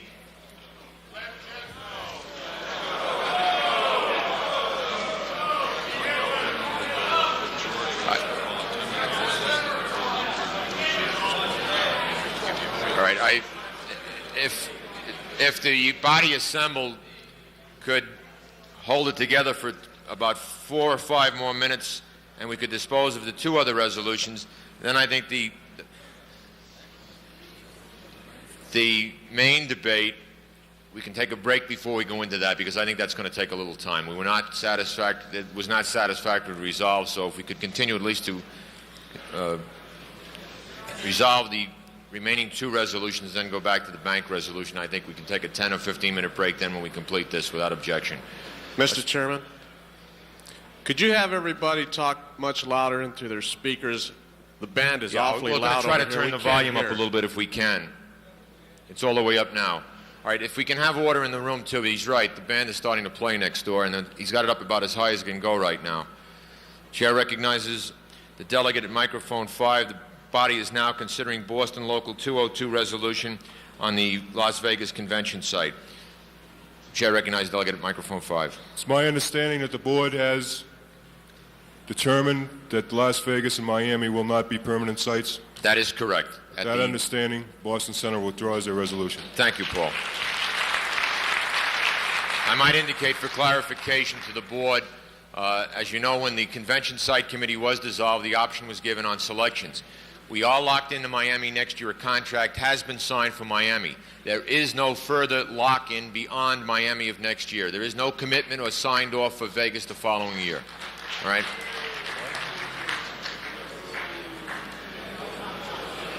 The chair recognizes the next resolution before the body is the resolution on VFR traffic movements again submitted by Boston Center Local 202. Chair recognizes delegate microphone 5.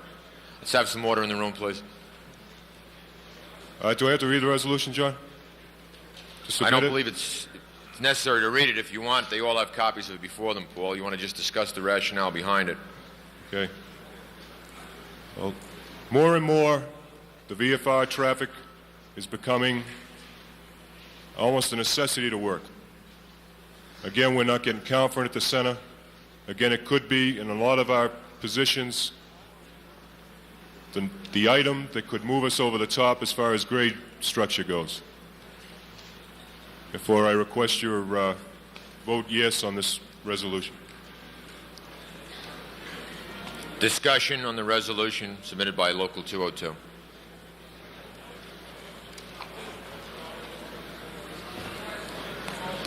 Call for the question and seconded.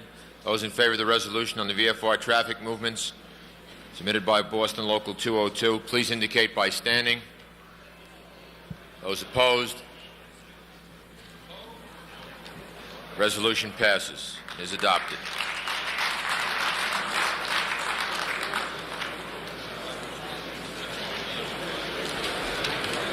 Let us have a recess for about 15 minutes. We'll be back here at 8:15. Hey, John, before you recess. John, I understand that while I was out of the room that the other resolution was withdrawn that we had without an explanation. It's my understanding again that the board has determined to comply with our resolution in regards to the pre-developmentals. Is that correct?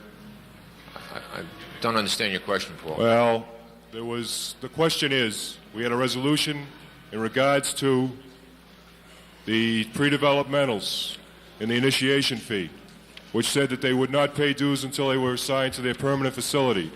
It's my understanding that the board has determined that that's the intent of the Constitution. Is that correct?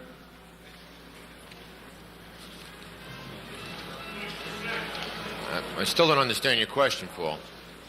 Resolution 6.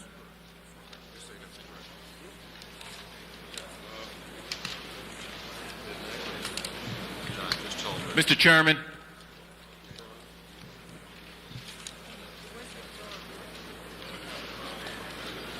The answer to your question is yes. It was discussed at the board meeting, and I understand that it was withdrawn here. The answer to that is yes, there's a waiver for the pre-developmentals. Thank you. George, if you want to go further on it, go ahead, but I think that's self-explanatory. The language on the clarification is the one-year open period for joining PATCO without initiation fee does not begin to run until a pre-developmental controller enters his first permanent duty station. Thank you. Mike has a few announcements. Listen, before you go on your make break, this is only a 15-minute break, so it's only number one. You can't make number two.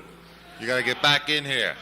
The other thing, on the people that have the new resolutions, you've been available. We need 2 copies up here at the podium, one for the chair and one for the secretary for the minutes. So give us the 2 resolutions, and you should have copies for all the reps have been made already.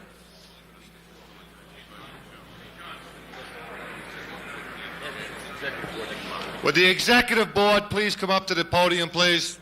How you doing?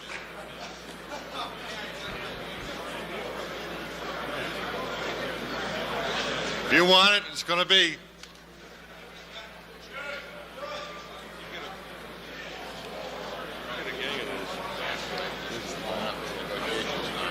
Can I take it you're willing to withdraw this one without objection? Heidi.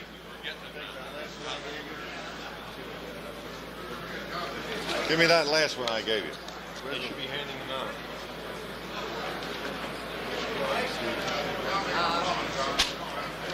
Somebody told me that. I haven't seen them yet, so I can't tell you. I hope not. All right, any more untimely resolutions, please come to the podium now.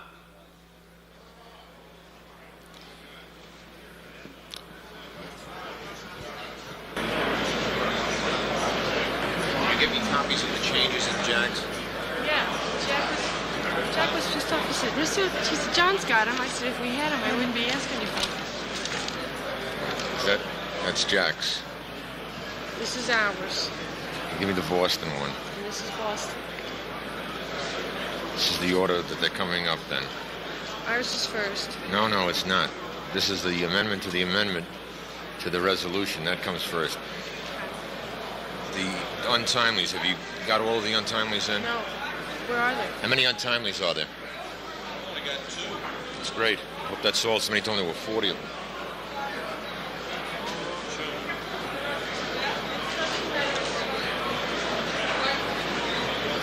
They're still working on the panel. Yes.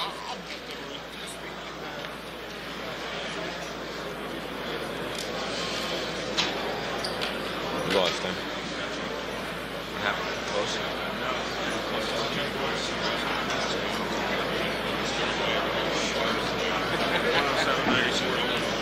I would never think they'd score that few points.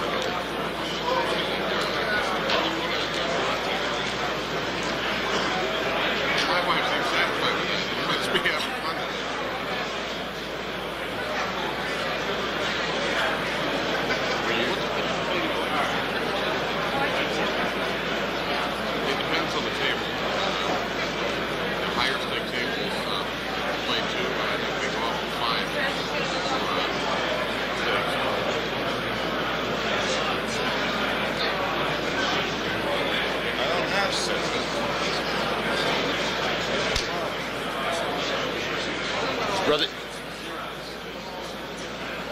is Jack Moore in the room? Jack? These should be distributed to every voting record.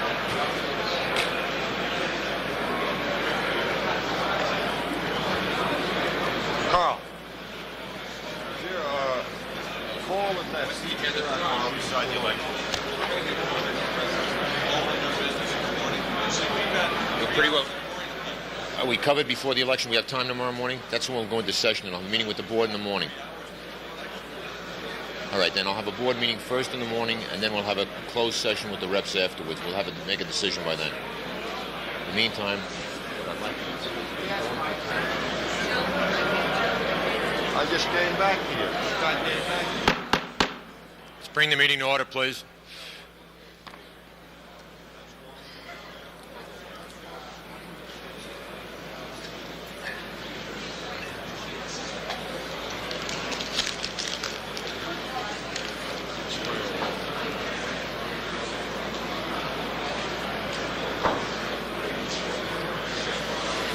Do you have another announcement, Mike? Have you got any more than 2 of these? The people that have submitted the untimely resolutions, you should have distributed copies to all the voting reps. Now, if you did not, the Xerox machine is still open. Please go and Xerox them and distribute it to the voting reps. If you did not, distribute the untimely resolutions to the voting reps.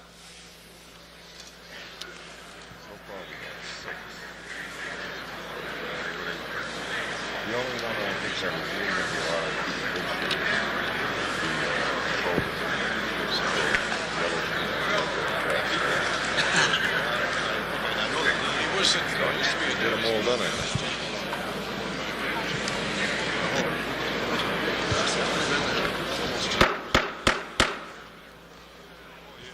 Delegates and reps, please be seated.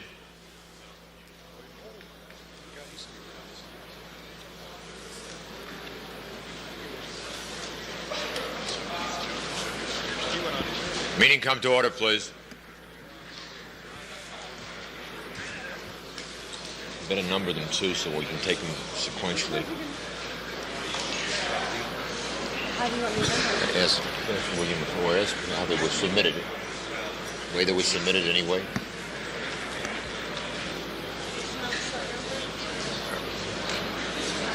All right, brothers and sisters, the issue before the convention, before the body now on the timely resolutions is the amendment to the Executive Board resolution on the national banks.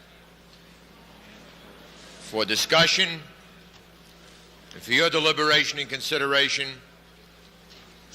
is the amendment to the resolution. Chair recognizes the delegate at microphone 3. Okay, I don't know if everybody has the minor changes to this, if they'll just take the time. In Article 4, General, Section 1, where it states mandate, The word should be request. In the fifth sentence, where it says should, it should say shall. Where it says legally, second word after that, that should be scratched. Under Section 4 of Article 4, after National Finance Committee, it should mean it should state in conjunction with the Executive Vice President. And I was just corrected. I said that should be changed to shall after the word be. Legally should be scratched. Under Article 6, Section 2, legally or nationally should be scratched.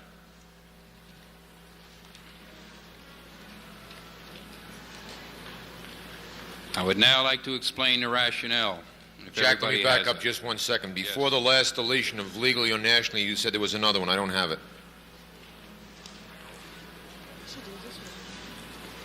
After the National Finance Committee, John? Yeah. Shall in connection... Shall in connection with the Executive Vice President. I have it. Thank you.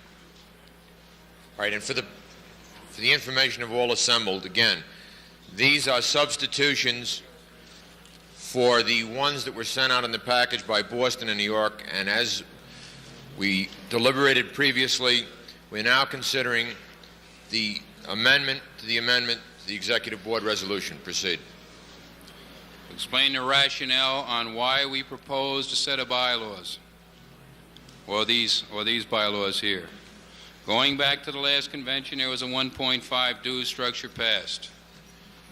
The National Executive Board had requested 1.25 and wished to continue with the voluntary strike fund which was being held by the area banks. We felt that it was not right for part of the people to be paying into a subsistence fund, but that this entire organization as a union should pay into the subsistence fund.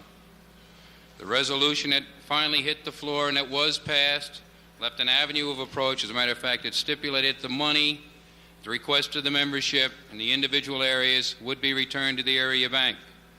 That was our checks and balance system to make sure that we didn't have to at all times approach the National Board if we had a problem.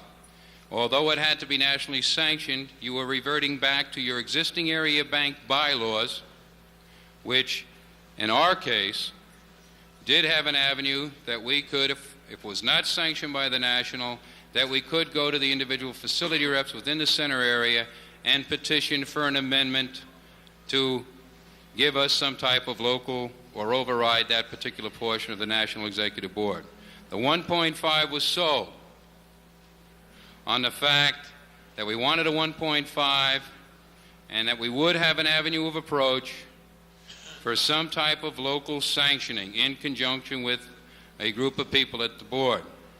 We do not feel, and we did not feel at that time, and we don't feel now, that if I have a particular problem in my facility or any other individual has a problem with his facility, that he should have to approach the entire National Executive Board to rule on a question that protects his particular area. What we tried to do is come up with something that we felt was equitable for both sides.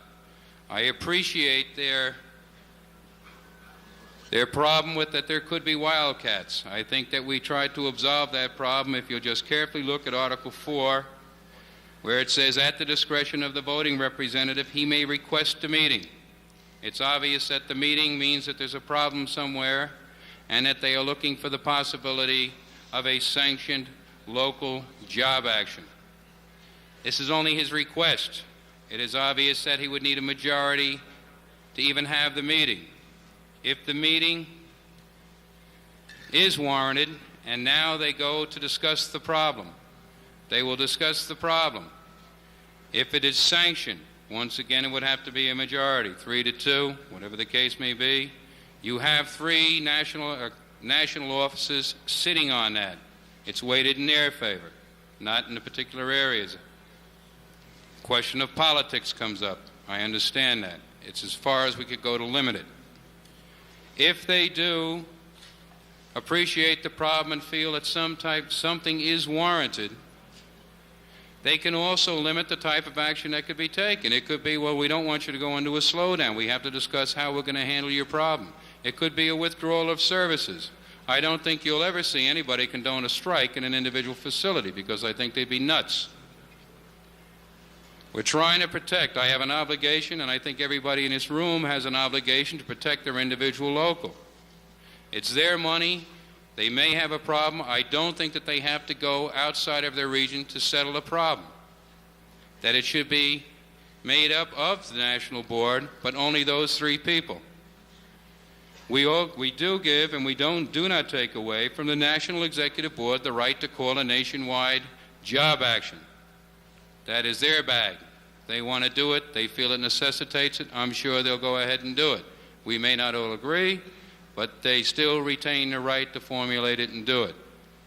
This is a protection. It's a checks and balance system. I think it's necessary, and I think you should look at it because it protects every individual member that you represent.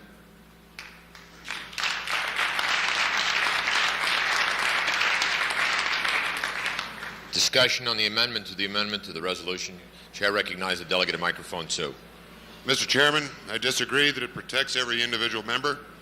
Quite the contrary. To my way of thinking, it looks like it protects the kingmaker to me. It looks like we're giving the executive board some minor say in this matter. In an election year, as was pointed out, you could have an executive vice president and a vice president up for election. The voting representatives, 2 of them, would outvote the president 4-1. By withholding votes to have a person re-elected, you're going to whipsaw those people that are up for election back and forth. It looks divisive to me. If PATCO is going to call a job action, it should be for everybody. And it should be decided by the national, and it should always be a national job action.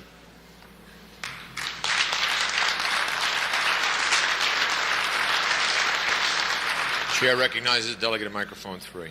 Mr. Chairman, Colin Smith, Chicago Center. I speak in favor of the amendment to the amendment.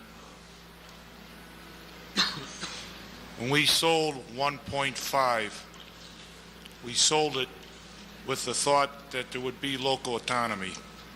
I heard our executive vice president state that we had a mandate from last year's convention.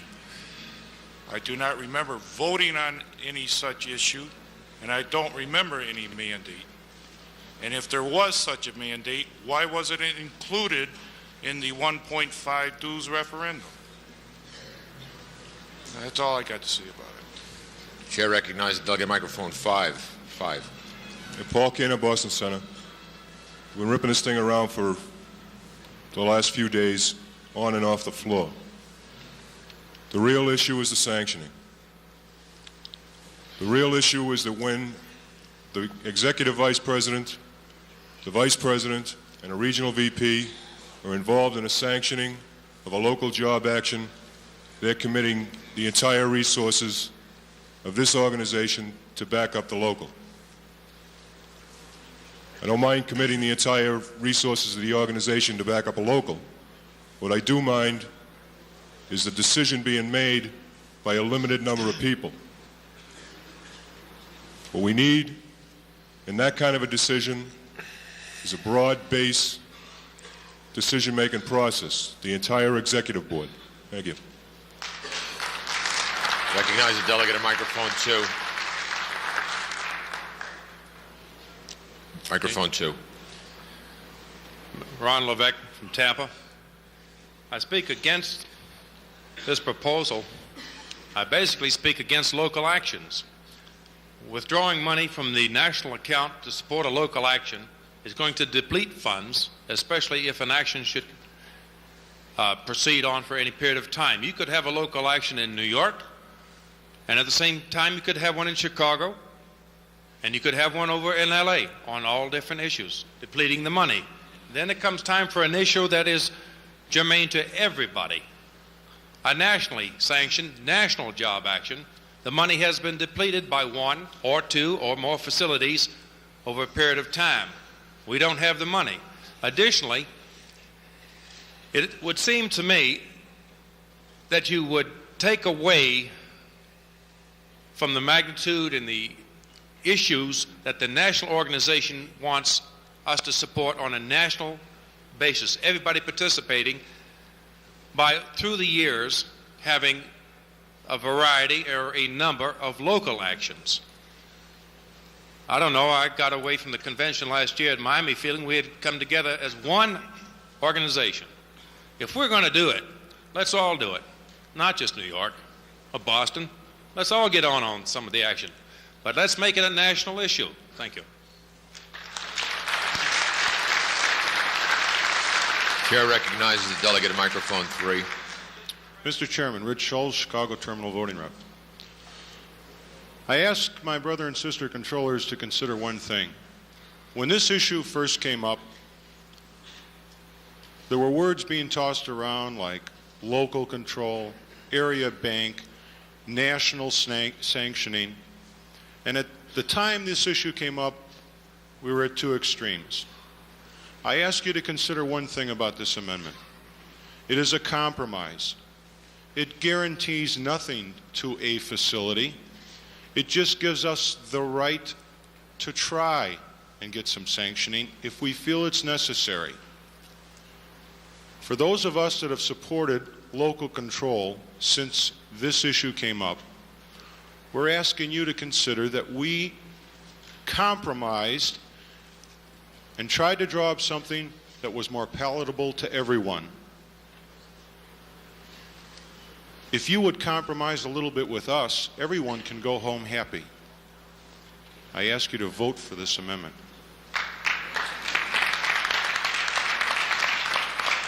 Chair recognizes delegate at microphone 3.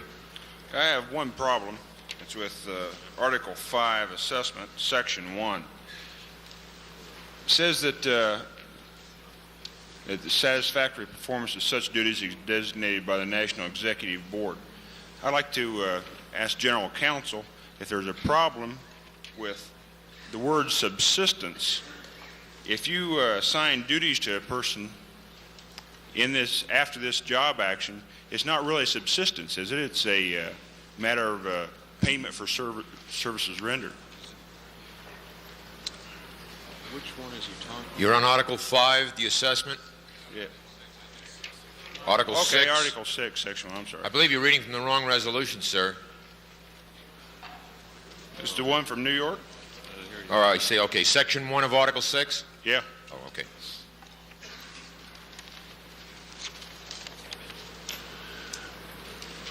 The Supreme Court of the United States ruled at least 15 years ago that strike benefits, or whatever you want to call it, if conditioned upon the performance of services for the organization that paid the benefits, are taxable income.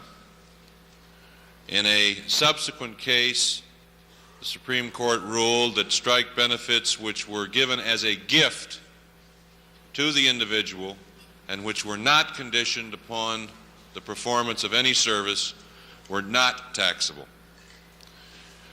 Now, you gentlemen can decide what the word subsistence means, and you gentlemen can, and ladies, can decide whether you want it conditioned upon the performance of a service. But it will have taxable consequences whichever way you go. Okay. Then if there's no services, it will no not services, be it's a gift and it's not taxable. Thank you. Before you leave, Bill. We're on a discussion on the amendment to the amendment. Any further discussion? Amendment to the amendment to the resolution. Mr. Chairman. Recognize the delegate at microphone 3. Okay, I speak in favor of the amendment to the amendment. The simple fact that the alternative needs no local autonomy, does not afford a local an opportunity to resolve their own problems. Thank you. Chair recognizes the delegate at microphone 5. Yeah, back to Bill's original statement. Does that mean that the guy is subject to pay income taxes prior to being instructed to perform a service? In other words, if it's just in the bylaws as opposed to being as opposed to the situation happening? No, Paul, I think the the fact, whatever the fact may be, is the crucial determination. However, I'm sure if there was ever a contest, IRS would use what appears on a piece of paper as evidence of taxability. If you're following me. No, I don't follow you. In other words, all I want to know is if the guy isn't instructed to go to work, he doesn't have to pay taxes. Is that correct? Say it again. I didn't hear you, Paul. If the guy is not instructed to go to work, does he have to pay taxes? No. Thank you.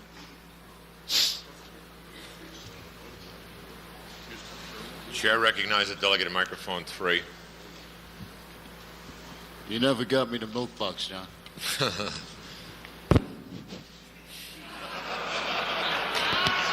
Hello.